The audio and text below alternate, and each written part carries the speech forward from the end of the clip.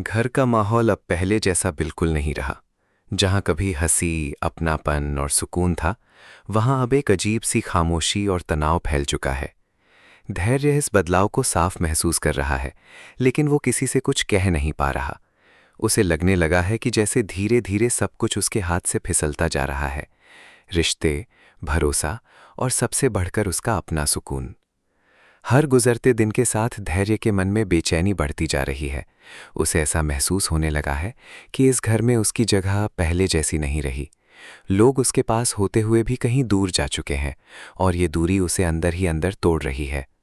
वो मुस्कुराता है, लेकिन उसकी मुस्कान के पीछे एक गहरा दर्द छिपा है जिसे कोई समझ नहीं पा रहा। सबसे ज्यादा उसे डर इस बात का है कि कहीं दुआ भी उससे दूर ना हो जाए। दुआ अब उसकी जिंदगी का सबसे अहम हिस्सा बन चुकी है। उसकी मासूमियत, उसकी बातें और उसका साथ धैर्य के लिए सब कुछ है। लेकिन यही डर उसे हर पल खाए जा रहा है कि अगर ये रिश्ता भी टूट गया तो उसके पास कुछ नहीं बचेगा। इसी मानसिक उथल पुथल के बीच धैर्य बार बार खुद से सवाल करता है कि क्या वो सच में इस घर का हिस्सा है या फिर बस एक ऐसा इंसान बन गया है जिसे अब धीरे धीरे बाहर किया जा रहा है। उसका दिल भारी होता जा रहा है और उसके फैसले भी अब भावनाओं के बोझ में दबते जा रहे हैं।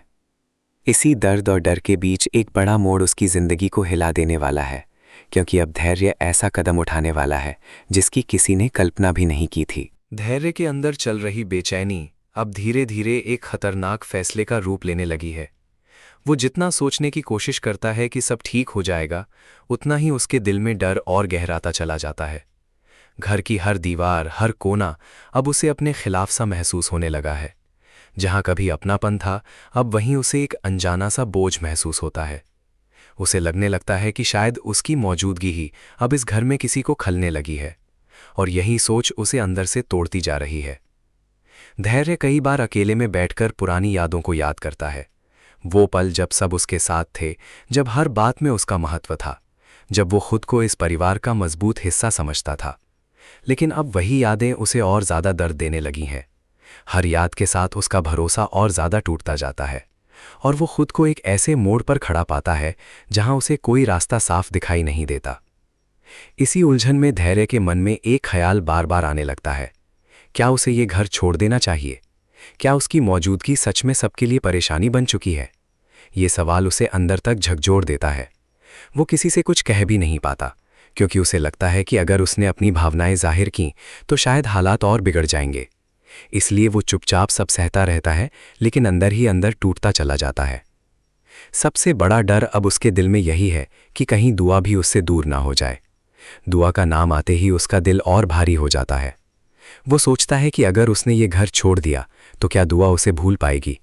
क्या वो रिश्ता जो उसके लिए सबसे कीमती है, वो भी वक्त के साथ खत्म हो जाएगा? ये ख्याल उसे और ज्यादा असहज कर देता है, लेकिन फिर भी वो अपने फैसले की ओर बढ़ता जा रहा है। घर के माहौल में भी धीरे धीरे ये तनाव महसूस होने लगा है। लोग उसके बदलते व्यवहार को नोटिस कर रहे हैं, लेकिन कोई भी उससे सीधे बात नहीं कर पा रहा। हर कोई बस यही महसूस कर रहा है कि धैर्य अब पहले जैसा नहीं रहा। वो अंदर ही अंदर किसी बड़े तूफान से गुजर रहा है जिसकी आहट अब साफ सुनाई देने लगी है। और इसी तूफान के बीच एक ऐसा मोड़ आने वाला है जो धैर्य के फैसले को पूरी तरह बदल सकता है, या फिर उसे उस रास्ते पर धकेल सकता है जहां से लौटना नामुमकिन होगा। धैर्य के मन में उठता हुआ तूफान अब उसे पूरी तरह घेर चुका था और वो अपने ही विचारों के बोझ तले दबता जा रहा था। घर छोड़ने का फैसला उसके दिल में लगभग तय हो चुका था, लेकिन फिर भी एक अजीब सी उलझन उसे बार बार रोक रही थी, और वो उलझन थी दुआ। जैसे ही वो दुआ का नाम सोचता, उसका पूरा मन बदल जाता, लेकिन अगले ही पल वही डर उसे फिर से तोड़ देता कि अगर वो यहां रुका रहा तो शायद वो और ज्यादा तकलीफ में रहेगा। उसी बेचैनी के बीच एक ऐसा पल आता है जो सब कुछ बदल देता है। घर के एक कोने में दुआ, रौनी और बंटी मिलकर एक छोटी सी कोशिश करते हैं धैर्य को रोकने की। उन्हें साफ महसूस हो रहा था कि धैर्य अंदर ही अंदर टूट रहा है, और अगर उसे अभी नहीं रोका गया तो वो एक ऐसा कदम उठा लेगा जिसका असर पूरे घर पर पड़ेगा। तीनों मिलकर उसके पास आते हैं, लेकिन धैर्य पहले ही अपने ही ख्यालों में खोया हुआ होता है, जैसे वो इस दुनिया से कहीं दूर जा चुका हो। दुआ धीरे धीरे उसके पास आती है। उसकी आंखों में मासूमियत और चिंता साफ झलक रही होती है। वो कुछ देर चुप रहती है, फिर अपने छोटे से लेकिन दिल को छू जाने वाले शब्दों में धैर्य से पूछती है कि क्या वो सच में इस घर को छोड़ना चाहता है। दुआ की ये बात धैर्य के दिल में सीधा उतर जाती है, लेकिन वो जवाब देने से पहले ही अंदर से और ज्यादा टूट जाता है। उसे समझ नहीं आता कि वो अपने दर्द को कैसे शब्दों में बयां करे। रॉनी और बंटी भी उसे समझाने की कोशिश करते हैं कि ये घर सिर्फ एक जगह नहीं है, बल्कि एक रिश्ता है जहां वो हमेशा से इस परिवार का हिस्सा रहा है और हमेशा रहेगा। वे उसे याद दिलाते हैं कि रिश्ते सिर्फ हालात से नहीं टूटते और जो अपनापन उसने यहाँ पाया है वो कहीं और नहीं मिल सकता। लेकिन धैर्य के अंदर चल रही उलझन इतनी गहरी है कि वो इन बातों को सुन तो रहा है, लेकिन उन पर पूरी तरह विश्वास नहीं कर पा रहा। तभी दुआ एक ऐसी बात कहती है जो माहौल को पूरी तरह बदल देती है। उसकी मासूम आवाज में छिपा डर और अपनापन धैर्य की दिल को झकझोर देता है। वो कहती है कि अगर वो चला गया तो उसका क्या होगा। ये सवाल सुनते ही धैर्य के अंदर जैसी कोई दीवार टूट जाती है। उसकी आंखों में पहली बार असली भावनाएं छलकने लगती हैं, लेकिन वो उन्हें छुपाने की कोशिश करता है। उस पल में कमरे की हवा भी भारी हो जाती है। हर कोई समझ जाता है कि धैर्य सिर्फ घर छोड़ने की सोच नहीं रहा। दुआ की मासूम बातों के बाद माहौल कुछ देर के लिए शांत जरूर हो गया था, लेकिन धैर्य के अंदर का तूफान और भी तेज हो चुका था। उसकी आंखों में अब एक अलग ही लड़ाई चल रही थी। एक तरफ उसका दिल था जो दुआ को छोड़ना नहीं चाहता था, और दूसरी तरफ उसका डर था जो उसे हर रिश्ते से दूर ले जाने की कोशिश कर रहा था। वो चुप खड़ा था, लेकिन उसकी चुप्पी में हजारों सवाल छिपे हुए थे। उसे लगने लगा था कि शायद वो इस घर में अब बोझ बन चुका है। हर मुस्कान, हर बातचीत उसे अधूरी सी लगने लगी थी। वो बार बार अपने ही फैसले को सही ठहराने की कोशिश करता, लेकिन दुआ की आंखें उसे हर बार रोक लेती थीं। उन आंखों में एक ऐसा अपनापन था जिसे वो चाहकर भी नजरअंदाज नहीं कर पा रहा था। फिर भी उसका मन उसे बार बार यही कह रहा था कि अगर वो यहां रुका रहा तो एक दिन सब कुछ और ज्यादा बिखर जाएगा। इसी उथल पुथल के बीच धैर्य अचानक टूट जाता है। उसकी आवाज कांपने लगती है और पहली बार वो अपने दिल की पूरी सच्चाई सामने रख देता है। वो कहता है कि वो थक चुका है इस डर से, इस अनिश्चितता से और उस एहसास से जिसमें उसे लगता है कि वो धीरे धीरे सबको खो रहा है। उसके शब्द भारी होते जा रहे थे, जैसे हर शब्द के साथ उसका दर्द बाहर निकल रहा हो। रॉनी और बंटी उसे संभालने की कोशिश करते हैं, लेकिन धैर्य अब किसी की भी बात सुनने की हालत में नहीं होता। वो अपनी भावनाओं में इतना खो चुका होता है कि उसे लगने लगता है कि अगर वो अभी नहीं गया तो शायद वो और भी ज्यादा टूट जाएगा। दुआ उसकी हालत देखकर परेशान हो जाती है और उसकी आंखों में आंसू आ जाते हैं। दुआ का हाथ धैर्य के हाथ पर अब भी मजबूती से टिका हुआ था, लेकिन धैर्य के अंदर चल रही लड़ाई और भी तेज हो चुकी थी। एक तरफ उसे दुआ का अपनापन साफ महसूस हो रहा था, दूसरी तरफ उसका डर उसे बार बार ये यकीन दिला रहा था कि अगर वो अभी नहीं गया तो हालात और बिगड़ जाएंगे। उसका दिल जैसे दो हिस्सों में बंट चुका था। एक हिस्सा रुक जाना चाहता था और दूसरा हिस्सा हमेशा के लिए दूर जाना। कमरे का माहौल बेहद भारी हो चुका था।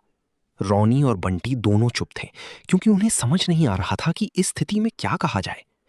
हर कोई बस धैर्य के अगले कदम का इंतजार कर रहा था, जैसे एक छोटा सा फैसला पूरे घर की कहानी बदल सकता हो।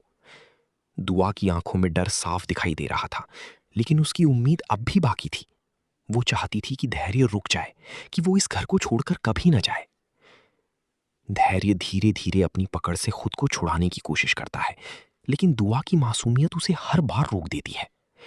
वो उसकी तरफ देखता है और पहली बार उसे महसूस होता है कि ये सिर्फ एक घर नहीं, बल्कि भावनाओं का वो बंधन है जिसे तोड़ना आसान नहीं है।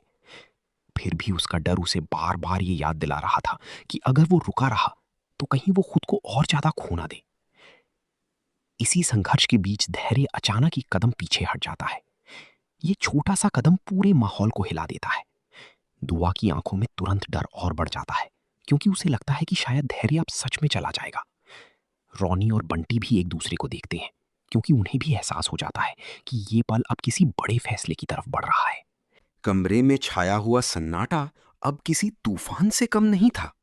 हर किसी की नजरें सिर्फ धैर्य पर टिकी थीं। वो वहीं खड़ा था, लेकिन अब उसका चेहरा पहले जैसा नहीं था। उसकी आंखों में उलझन, दर्द और एक अजीब सी खामोशी थी। ऐसा लग रहा था जैसे उसके अंदर कोई बड़ा फैसला आखिरी सांसें ले रहा हो। दुआ अब भी उसका हाथ पकड़े हुए थी, लेकिन उसकी पकड़ में अब डर के साथ साथ एक गहरी उम्मीद भी थी। वो चाहती थी कि धैर्य रुक जाए, लेकिन वो ये भी महसूस कर रही थी कि उसके भीतर कुछ टूट चुका है। रॉनी और बंटी भी पूरी तरह शांत थे, क्योंकि अब शब्दों की कोई जगह नहीं बची थी। अब सिर्फ एक फैसला बाकी था। धैर्य ने एक लंबी सांस ली। ये सांस सिर्फ हवा नहीं थी, बल्कि उसके अंदर चल रही पूरी लड़ाई का बोझ था। उसने धीरे धीरे दुआ की तरफ देखा। उस एक नजर में हजारों अनकही शब्द थे, प्यार भी, दर्द भी, डर भी और एक अधूरी उम्मीद भी। दुआ की आंखों में आंसू थे, लेकिन वो अब भी मजबूत खड़ी थी, जैसे वो किसी भी कीमत पर उसे खोना नहीं चाहती थी। और फिर वो पल आता है जिसने सब कुछ बदल दिया। धैर्य ने धीरे धीरे अपना हाथ दुआ के हाथ से निकाल लिया। ये कोई गुस्से का फैसला नहीं था, बल्कि एक टूटे हुए दिल का दर्द था। उस एक पल में दुआ की आंखें पूरी तरह भर गईं और वो एक कदम पीछे हट गईं। रॉनी और बंटी भी हिल गए, क्योंकि उन्हें समझ आ गया था कि अब धैर्य सच में एक बड़ी दूरी बनाने वाला है। धैर्य की आवाज बहुत धीमी थी, लेकिन उसमें दर्द साफ सुनाई दे रहा था।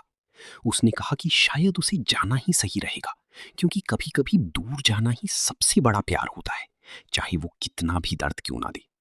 उसके शब्द कमरे में गूंजते रहे, लेकिन हर शब्द किसी टूटती हुई रिश्ते की तरह लग रहा था। दुआ पूरी तरह टूट जाती है। उसकी आंखों से आंसू रुकने का नाम नहीं लेते। वो धैर्य को रोकने की आखिरी कोशिश करती है, लेकिन इस बार धैर्य का कदम आगे बढ़ चुका था। वो दरवाजे की तरफ बढ़ने लगता है। हर कदम के साथ उसका दिल पीछे छूटता जा रहा था। दरवाजा धीरे धीरे खुलता है और बाहर की हवा अंदर आती है। ये वही पल था जहां सब कुछ खत्म भी हो सकता था और सब कुछ बदल भी सकता था। धैर्य एक बार फिर पीछे मुड़कर देखता है। दुआ, रॉनी और बंटी तीनों की आंखों में एक ही सवाल था, क्या ये सच में अंत है? और उसी अधूरी नजर के साथ धैर्य बाहर निकल जाता है।